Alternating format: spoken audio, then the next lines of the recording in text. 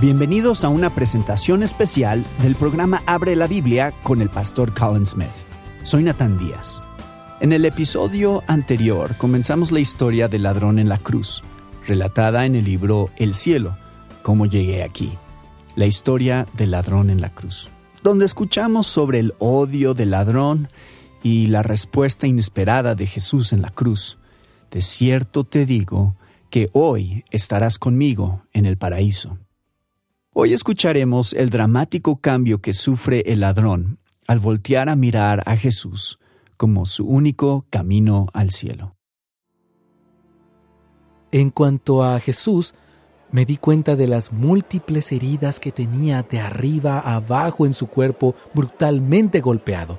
Tenía innumerables laceraciones profundas y abiertas alrededor de todo su torso y por las piernas. Espinas largas se habían incrustado en su frente, como para coronar a este rey ensangrentado. Si Dios efectivamente tenía un hijo, era difícil imaginar cómo alguna vez él podría tener este aspecto. Salvó a otros, la multitud había dicho. ¿A quién él había salvado? ¿De qué quiso salvarlos? Cuando era niño me habían enseñado que Dios es el único que salva. Si Jesús era el Hijo de Dios, claramente salvar era algo que él haría. Y sin embargo, cuando la multitud le pidió que se salvara a sí mismo, él no respondió. Esa es la religión para usted, pensé. Él dice que va a destruir el templo, pero no remueve ni una piedra. Afirma ser el Salvador prometido, pero ni siquiera puede salvarse a sí mismo. Mi enojo se intensificó a medida que estos pensamientos se agolpaban en mi mente. ¿De qué sirve un Dios que es clemente y compasivo, lento para la ira y grande en amor?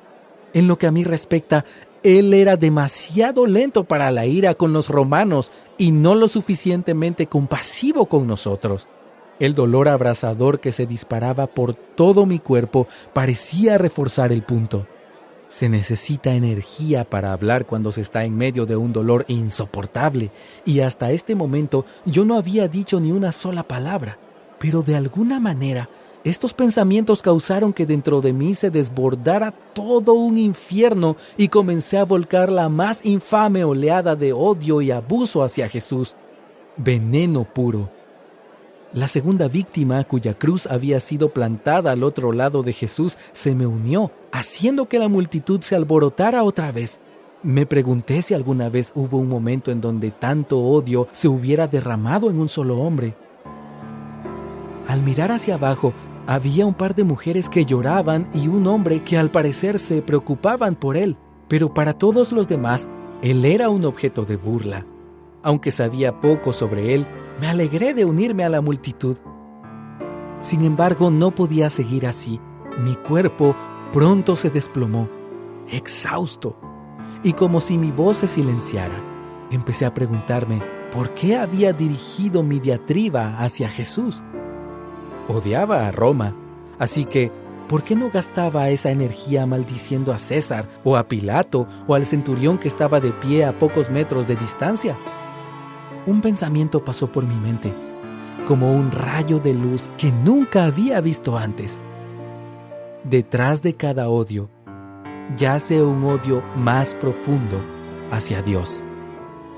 Nunca antes había pensado de mí mismo como uno que odia a Dios, pero de alguna manera este pensamiento cobró sentido para mí.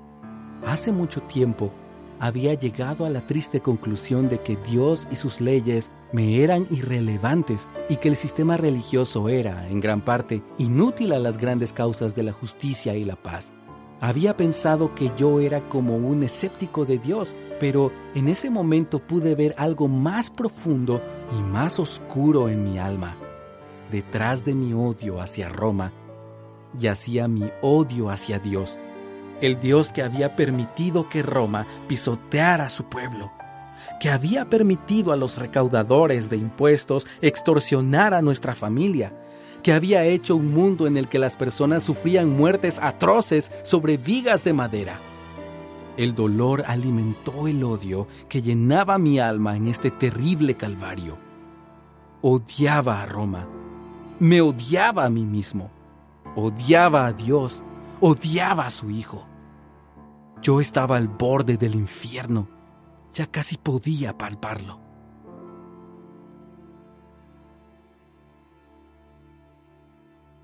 Capítulo 3. Fe. 11:14 AM. Realmente no sé cómo explicar lo que sucedió después. Todo lo que puedo decir es que una quietud extraña se apoderó de mi alma y por primera vez empecé a considerar lo que vendría más adelante. Mi vida se escapaba, la tierra se alejaba y la eternidad se avecinaba en el horizonte. No había planeado esto y no me había preparado para ello tampoco.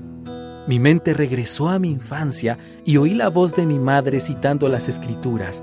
El principio de la sabiduría es el temor del Señor. Yo siempre había creído en Dios, por supuesto, eso vino con mi sangre judía. Pero hay una gran diferencia entre creer en Dios y temerle. Las personas que dicen que creen en Dios a menudo le dan a Él poco o ningún lugar en su vida. Pero temer a Dios significa que usted cuenta con Él en sus decisiones y sus prioridades. Complacerlo a Él se convierte en su primordial consideración y su mayor gozo. Pensé en mi primer robo en el templo y me di cuenta que el temor de Dios había estado en gran medida ausente de mi vida desde ese momento. Yo había elegido y perseguido mi propio camino a mi manera. Yo había vivido distanciado de Dios y también ahora me estaba muriendo alejado de Él. ¿Qué habría más allá? Yo no lo sabía. Y con el transcurso de los años realmente me tenía sin cuidado. Pero a medida que la vida se me escapaba, nada más importaba. La segunda víctima lanzó otra diatriba de maldición y blasfemia. Poco tiempo atrás me habría unido con él a injuriar a Jesús, pero ahora su antagonismo hacia Dios me parecía como el colmo de la locura. Me esforcé y le reprendí. ¿Ni siquiera temor de Dios tienes? La segunda víctima se tranquilizó, por lo que continué. En nuestro caso, el castigo es justo, pues sufrimos lo que merecen nuestros delitos, dije. En cambio, no ha hecho nada malo. Mis palabras me sorprendieron, así como también debieron sorprenderle a él. A lo largo de mi vida siempre tenía una defensa para todo lo que hacía. Cuando rechacé el templo fue porque el templo me había fallado. Cuando le robé a Roma fue porque Roma me había robado a mí. Como yo lo veía, lo correcto estaba de mi lado. Alguien más estaba siempre en lo incorrecto, pero en la extraña calma que se apoderó de mi alma en esos momentos, las cosas se veían muy diferentes. Yo estaba siendo ejecutado como ladrón, y eso es lo que era. Me había tomado el riesgo y sabía lo que estaba haciendo. Cuando joven me había escapado de mi primer robo en el templo sin ser detectado y había vivido con la ilusión de que siempre sería así, pero no fue así. Finalmente, el largo brazo de la ley me alcanzó y cuando eso sucedió, las explicaciones y justificaciones para mi comportamiento que por mucho tiempo me habían satisfecho fueron completamente inútiles. Si esta era mi posición frente a la justicia de Roma, ¿cómo sería ante el Dios Todopoderoso? A medida que estos pensamientos se revolcaban en mi mente, empecé a ver que mi mayor robo no consistía en el robo a Roma, sino en robarle a Dios. Yo había escogido pasar la vida que Él me había dado en satisfacerme a mí mismo. Yo había pensado vivir esta vida como mi vida en vez de su vida, ni le había dado lugar a Él en ella.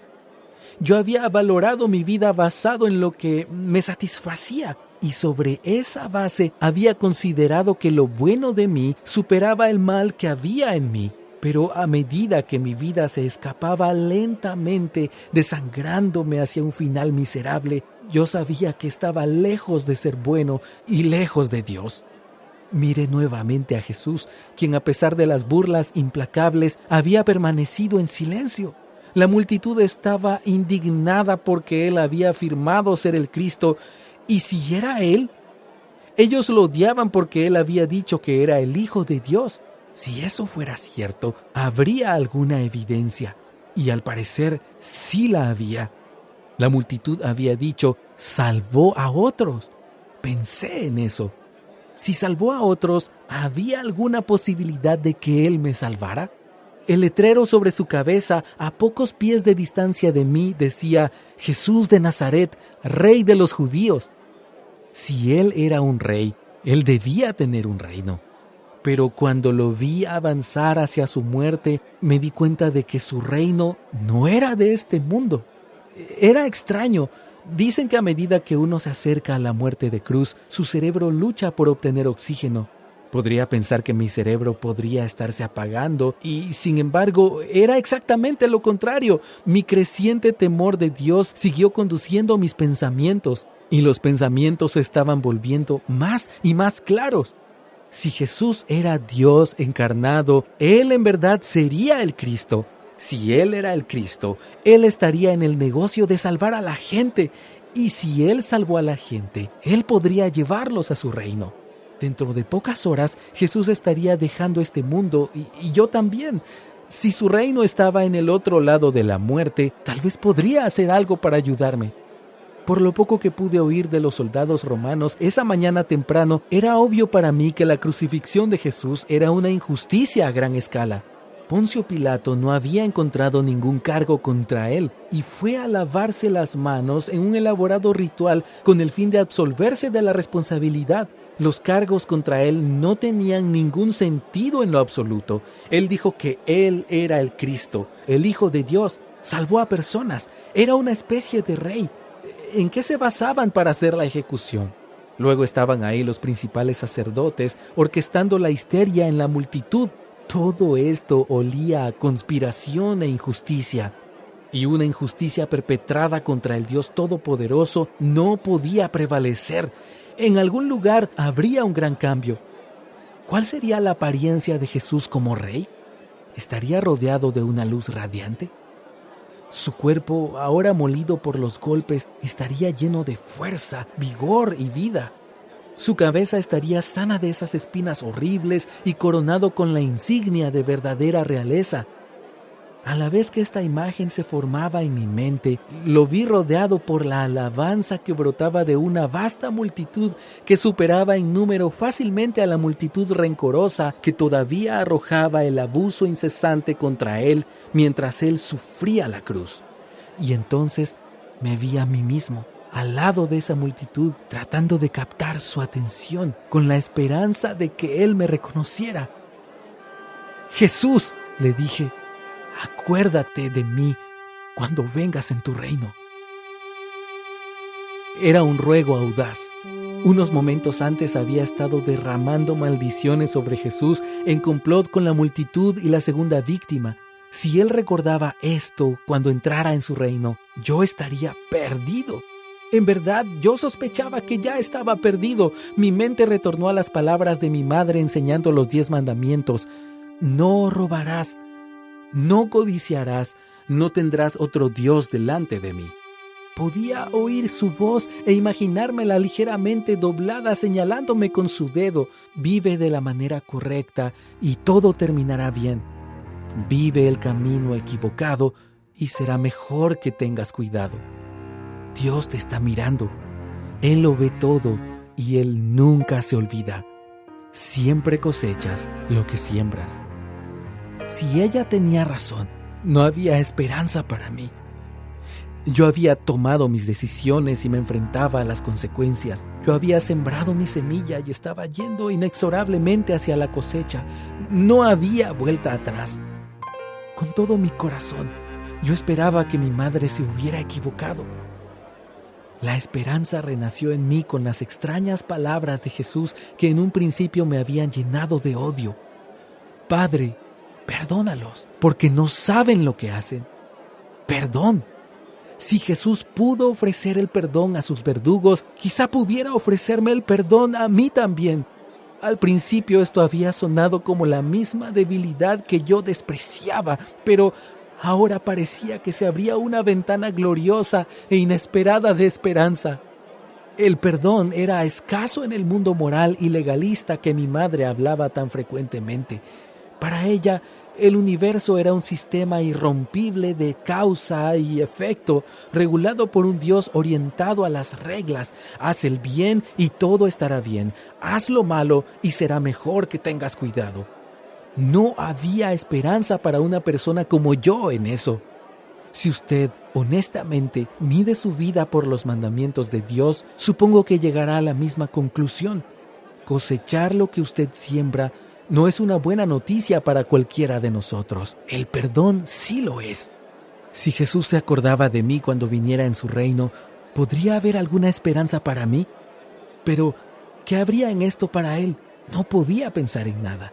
Si Él se interesó en mí, no sería por algo que yo hubiera hecho o algo que yo pudiera ofrecer. Si Él se acordaba en lo absoluto, sería por un acto de misericordia y bondad inmerecida.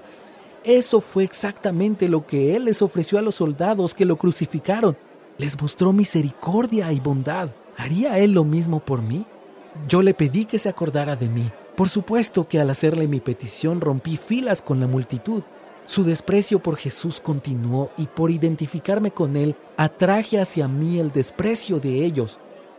¿Pero qué importaba eso? Yo había vivido demasiado tiempo distanciado de Dios. Como un autoproclamado campeón de la justicia, me había desbordado en represalia por las extorsiones de los romanos, ojo por ojo y diente por diente.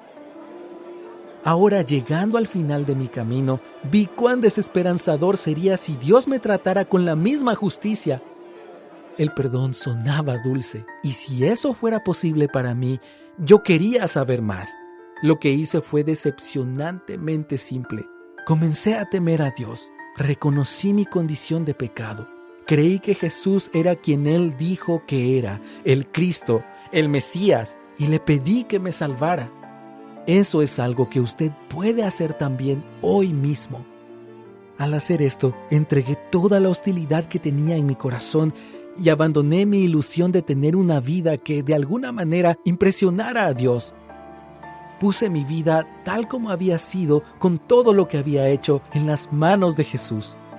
Mis manos extendidas hacia sus manos extendidas.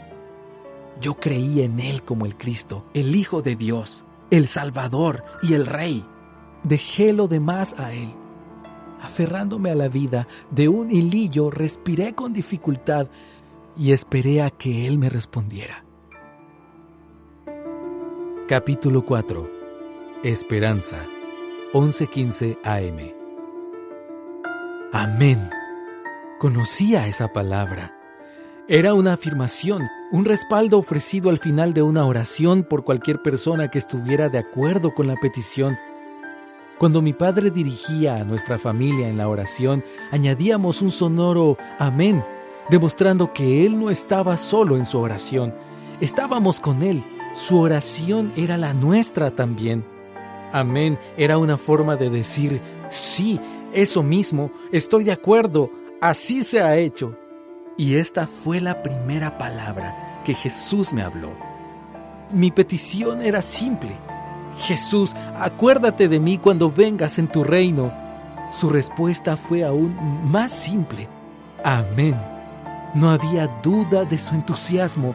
Sus ojos estaban llenos de gozo al mirarme. Era como si Él hubiera estado esperando a que yo le pidiera, como si su respuesta a mi petición estuviera ligada al propósito por el cual Él estaba allí. Sentí como si sus brazos que estaban clavados a la cruz estuvieran alcanzándome con el mismo amor y perdón que Él les había ofrecido a los guardias. Amén. Sí, estoy contigo. Tu oración es la mía. Será hecho. Después de todos mis años perdidos, no me habría sorprendido si él hubiera respondido cautelosamente, ¿no crees que es un poco tarde para que puedas estar pensando en mi reino? Después de mostrar todo el odio que sentía hacia él, tan solo unas horas antes, apenas habría podido quejarme si él me hubiera dicho, el reino de los cielos no es para personas como tú. Pero ese no es su estilo. Él no me puso en libertad condicional. Él no me envió en un largo viaje espiritual o me dijo que esperara y viera. En cambio, Él aceptó con gozo mi oración y tomó su posición conmigo, así como yo tomé mi posición con Él. Creí en el Señor Jesucristo y le pedí que me salvara. Él me aceptó libre y gustosamente, sin vacilación ni condición. Amén, dijo, y luego, después de una breve pausa, te aseguro que hoy estarás conmigo en el paraíso. El paraíso, un mundo de paz donde el pueblo de Dios disfruta de su presencia. No tenía ninguna duda de que este sería el destino de Jesús después de morir, pero me quedé muy sorprendido por su promesa incondicional de que estaría allí con Él. Colgado en la cruz, casi podía probar el infierno. Nada más me quedaba excepto el temor, y Jesús me prometía el paraíso. Cuando me acerqué a Él, pensé que su reino sería en un futuro lejano. Por eso le pedí que se acordara de mí. Sin embargo, Jesús dejó en claro que no tenía necesidad de preocuparme porque Él lo recordaría. Yo estaría en el paraíso antes de que el día terminara. Amén. Te aseguro que hoy estarás conmigo en el paraíso. Estas fueron las palabras más grandiosas que jamás en mi vida nadie me había dicho. Cambiaron todo para mí. Mirando hacia atrás pude ver aún más allá en la promesa de Jesús de lo que fui capaz de captar en ese momento. Él había dicho, tú estarás conmigo. Y así fue.